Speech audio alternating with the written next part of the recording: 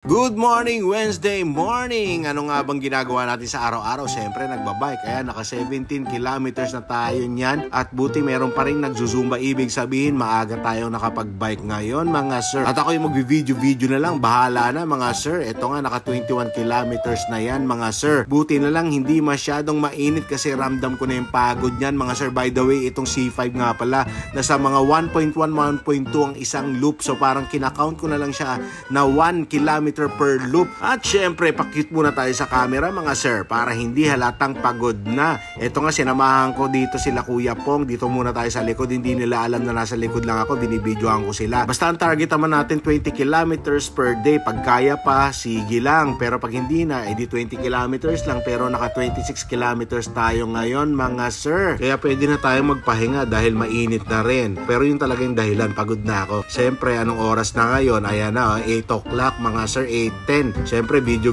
tayo ng paganyan-ganyan. Aesthetics ko, no? Siyempre, magkakape tayo, mga sir. Tara, kape tayo. Cheers! Inom muna tayo ng kape. Masarap talaga ang kape. Nakaka-relax sa umaga yan, mga sir. Lalo na pagkatapos ng workout. At yun lang pala ang pwede ko ma-share sa inyo, mga sir. Bahala na kayo. Please do like, share, and subscribe na lang, mga sir. Hanggang sa susunod. Bye!